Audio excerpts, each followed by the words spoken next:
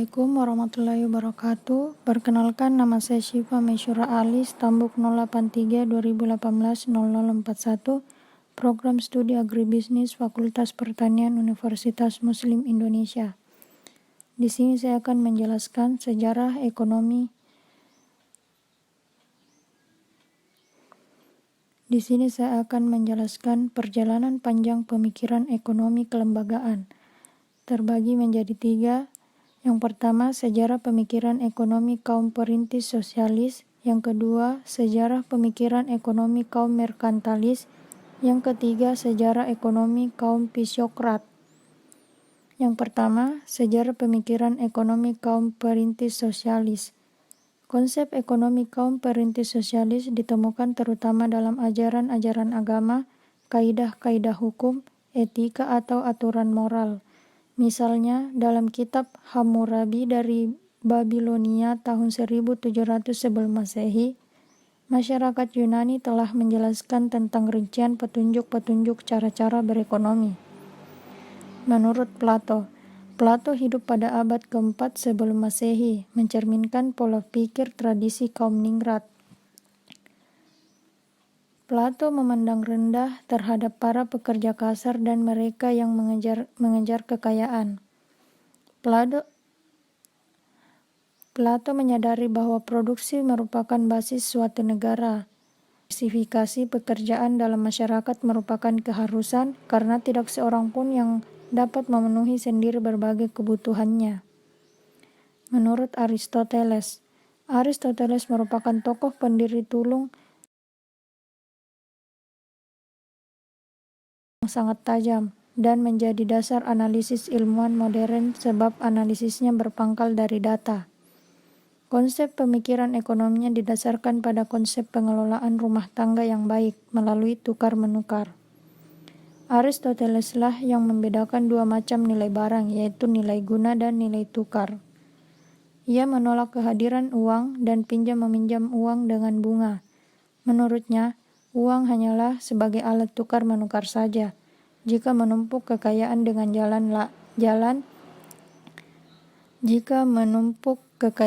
jalan minta atau mengambil riba, maka uang menjadi mandul atau tidak produktif. Menurut Xenophon seorang prajurit, sejarawan dan murid Socrates yang mengarang buku Oikinomuk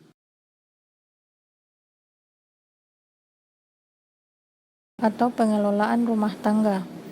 Inti pemikiran Xenophon adalah: yang pertama, pertanian dipandang sebagai dasar kesejahteraan ekonomi.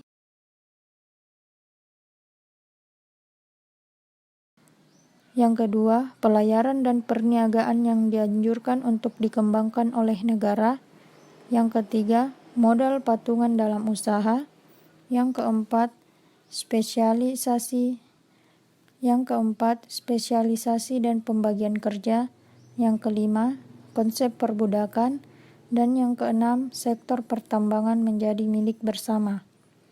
Menurut Thomas Aquinas pada tahun 1225 sampai 1274, seorang filosof dan tokoh pemikir ekonomi pada abad pertengahan, mengemukakan tentang konsep keadilan yang dibagi menjadi dua, yaitu keadilan distributif dan keadilan kompensasi.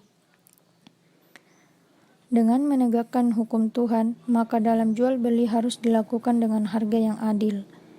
Bunga uang adalah riba, tetapi masalah riba, upah yang adil dan harga yang layak ini merupakan masalah yang terus-menerus diperdebatkan dalam ilmu ekonomi.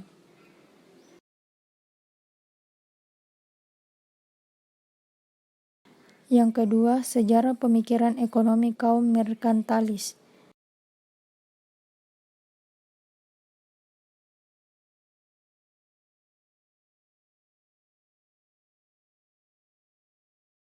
Merkantilis merupakan model kebijakan ekonomi dengan campur tangan pemerintah yang dominan, proteksionisme, serta politik kolonial, ditujukan dengan tujuan mewujudkan neraca perdagangan luar negeri yang menguntungkan.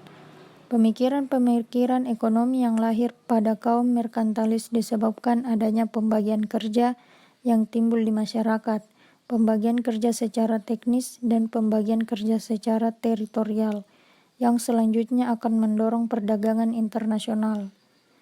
Yang ketiga, pemikiran ekonomi kaum merkantilis merupakan suatu kebijakan yang sangat melindungi industri dalam negeri, tetapi menganjurkan persaingan. Yang keempat, terjadi pembatasan yang terkontrol dalam kegiatan perdagangan luar negeri.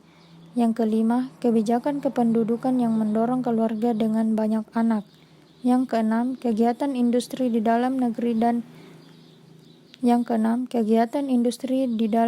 dengan tingkat upah yang rendah, proteksi industri yang menganjurkan persaingan dalam negeri, dan tingkat upah yang rendah yang mampu mendorong ekspor. Yang ketujuh, teori kuantitas uang didasarkan pada jumlah uang yang beredar yang mempengaruhi tingkat bunga dan tingkat harga barang. Yang kedelapan, peredaran logam mulia mempengaruhi tingkat harga di dalam negeri serta jumlah uang yang beredar dan kecepatan uang yang beredar. Yang kesembilan, kebijakan ekonomi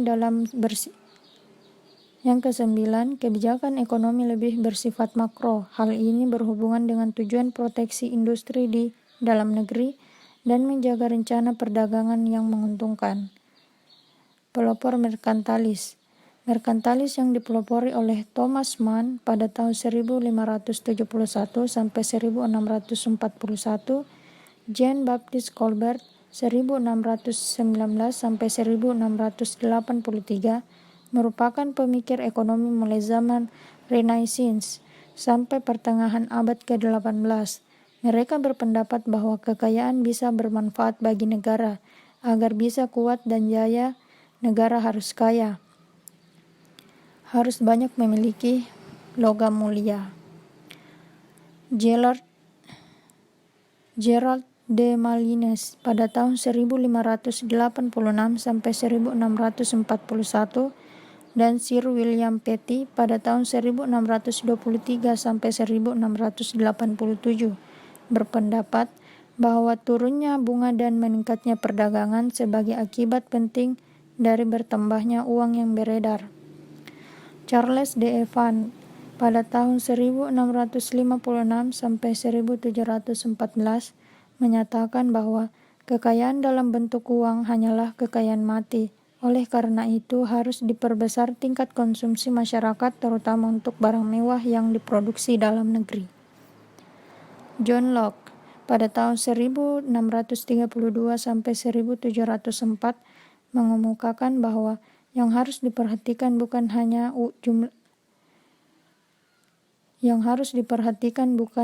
jumlah uang yang beredar, tetapi juga cepatnya uang yang beredar. Dalam hal ini, kecepatan berputar daripada uang tidaklah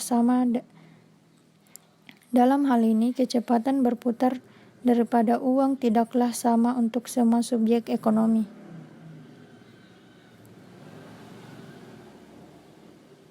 Menurut taksiran, volume uang yang diperlukan untuk suatu negeri sama dengan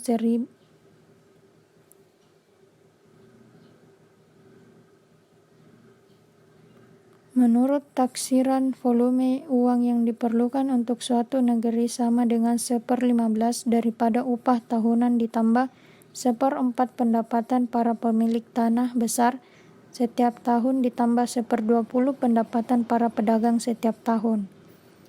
Teori kuantitas uang sederhana tersebut kemudian di belakang hari disempurnakan oleh Irving Fisher pada tahun 1867 sampai 1947. Profesor ekonomi dari Yale dan pendiri aliran monetaris dengan rumus M kali V sama dengan P kali T. M itu money, yaitu kuantitas uang yang beredar. V adalah velocity, yaitu kecepatan uang yang berputar pada uang tahunan. P adalah price, yaitu tingkat harga umum, dan T adalah trade, yaitu kuantitas barang yang dihasilkan. Yang ketiga, sejarah pemikiran ekonomi kaum Pisiokrat.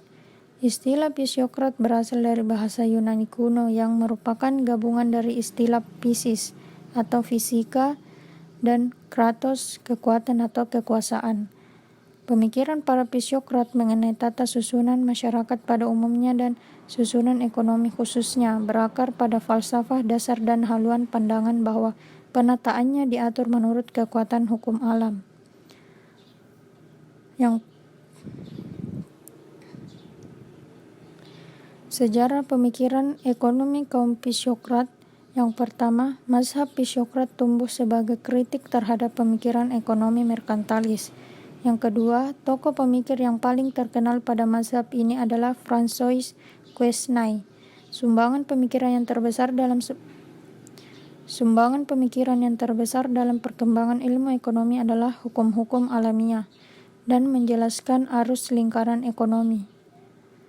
Inti pemikiran utama dalam mazhab fisiokrat dituangkan dalam tabel ekonomi terdiri dari kelas produktif dari kaum petani, kelas de proprietaries dari kaum pemilik tanah, kelas steril atau kelas stipendil yang meliputi hukum pedagang dan industriawan. Kelas pasif adalah kaum pekerja. Bagi Quesnay, hukum ekonomi yang bersesuaian dengan hukum alam ini menjadikan alam, dalam hal ini tanah, sebagai satu-satunya sumber kemakmuran masyarakat. Kegiatan industri dan perdagangan dinilai tidak produktif karena kegiatan industri hanya mengubah bentuk atau sifat barang. Kegiatan perdagangan pun dianggap tidak produktif. Hal ini karena melihat para pedagang hanya memindahkan barang dari suatu tempat ke tempat yang lain. Kaum petani yang paling produktif di antara keempat golongan masyarakat tersebut, Quesnay menganjurkan agar kebijaksanaan yang diambil oleh pemerintah harus ditujukan terutama untuk meningkatkan taraf hidup para petani. Ada 3 pemikiran ekonomi yang dibuat. Yang pertama, pemikiran ekonomi kaum fisiokrat yang menonjol dalam perkembangan ilmu ekonomi selain lingkaran arus ekonomi adalah teori nilai dan harga. Yang kedua, teori nilai dan harga yang terbagi menjadi 3, yaitu harga dasar barang, harga penjualan, dan harga yang harus dibayar konsumen. Yang ketiga, teori yang harus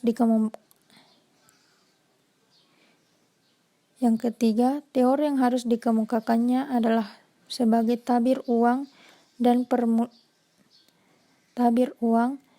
perlunya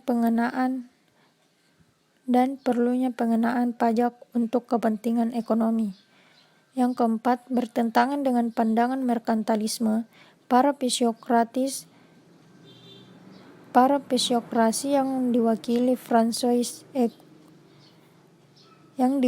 François Quesnay pada tahun 1694 sampai 1774 dan A.R.J. Turgot pada tahun 1727 sampai 1781 mengutamakan arti dari pentingnya sektor pertanian. Kegiatan pertanian bahkan dianggap sebagai satu-satunya sektor produktif yang menghasilkan suatu surplus produksi secara neto untuk masyarakat. Kaum fisiokrat mengembangkan teori harmoni, yakni keserasian antara kepentingan individu dan kepentingan umum atau masyarakat. Prinsip ekonomi yang dijadikan dasar umum teori ekonomi kaum fisiokrat di mana setiap individu berusaha memperoleh suatu hasil tertentu dengan mengubah pengorbanan sekecil-kecilnya. Teori harmoni ini kemudian dilanjutkan kaum klasik yang berbunyi, setiap individu berusaha memperoleh pendapatan sebanyak-banyaknya dan pendapatan hanya dapat bertambah bila mana subjek ekonomi menawarkan kepada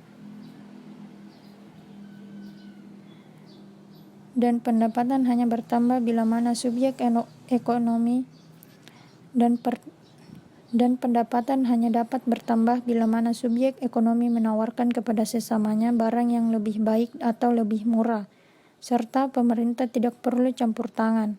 Pemerintah hanya bertugas dalam bidang justisi, milisi, pengajaran, dan pekerjaan umum. Hal ini merupakan reaksi atas campur tangan pemerintah yang begitu jauh yang diajarkan oleh kaum merkantalis. Perbedaan mazhab. Yang pertama, merkantalis. Kaum merkantalis adalah sebagai perintis ilmu ekonomi. Kaum merkantalis menempatkan perdagangan luar negeri dalam pusat perdagangan ekonominya. Kaum merkantalis menganggap sumber kekayaan negara adalah perdagangan luar negeri, mengutamakan kepentingan industri. Sedangkan kaum fisiokrat disebut sebagai pendasar ilmu ekonomi. Kaum fisiokrat menempatkan pertanian dalam pandangan ekonomi. Kaum fisiokrat menempatkan pertanian dalam pandangan ekonominya. Hanya pertanianlah yang dapat memberi hasil yang produktif. Kaum fisiokrat menganggap bahwa kekayaan negara yang benar adalah sumber daya alam.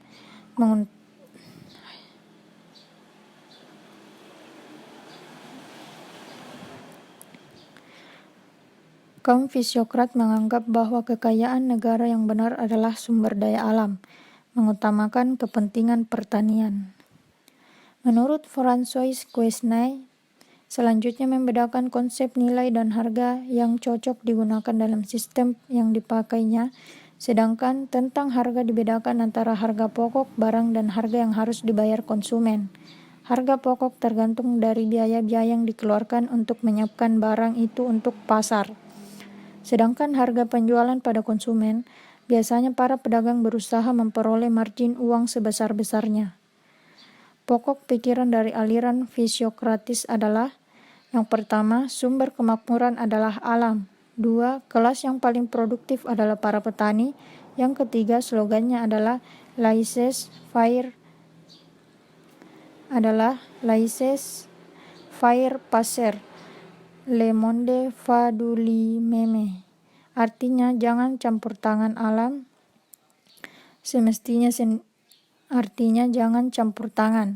Alam semesta sendiri dapat mengatur dirinya sendiri.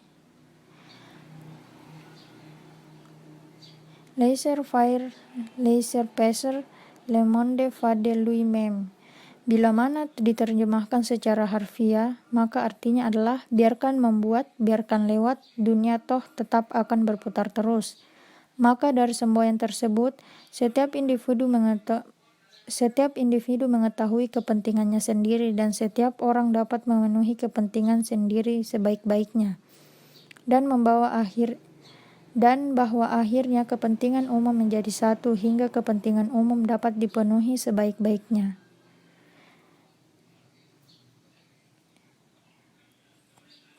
Teori yang pertama yaitu teori uang Turgot. Kaum fisiokratlah yang pertama menunjukkan bahwa tabir uang menyebabkan gejala-gejala ekonomi menjadi tidak jelas. Turgot dalam teori uangnya menunjukkan bahwa semula barang-barang tertentu yang disukai umum berfungsi sebagai alat tukar. Yang kedua, teori fruktifikasi Turgot. Teori fruktifikasi atau teori bunga adalah sebagai berikut. Karena seorang pemilik modal dapat menggunakan modalnya untuk membeli sebidang tanah dan tanahnya dapat memberikan hasil kepadanya berupa sewa tanah, maka modal tersebut tidak akan dipinjamkan olehnya. Andai kata ia tidak memperoleh hasil yang sedikit-dikitnya sama besarnya.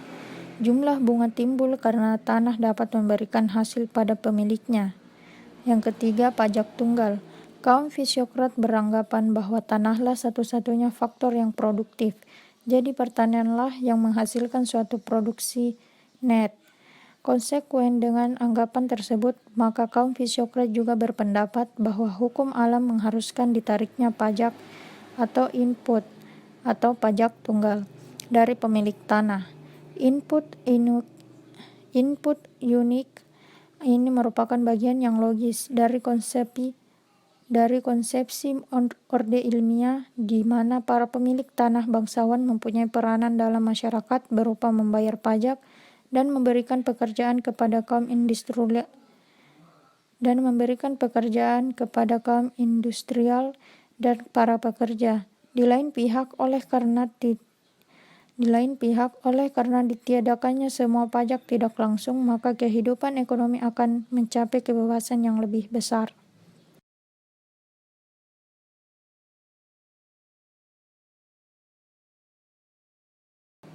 Sekian dari penjelasan panjang pemikiran ekonomi kelembagaan.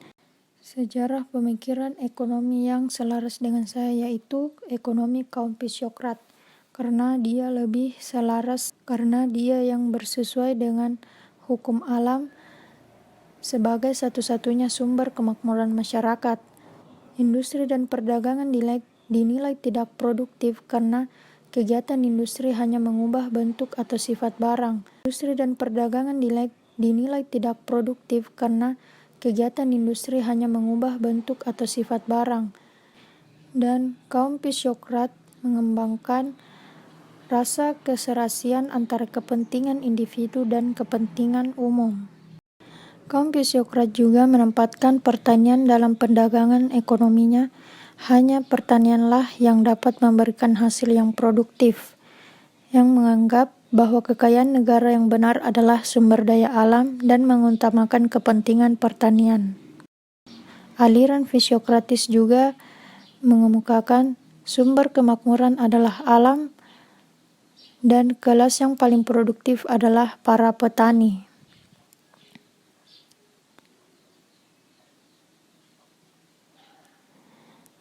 Dan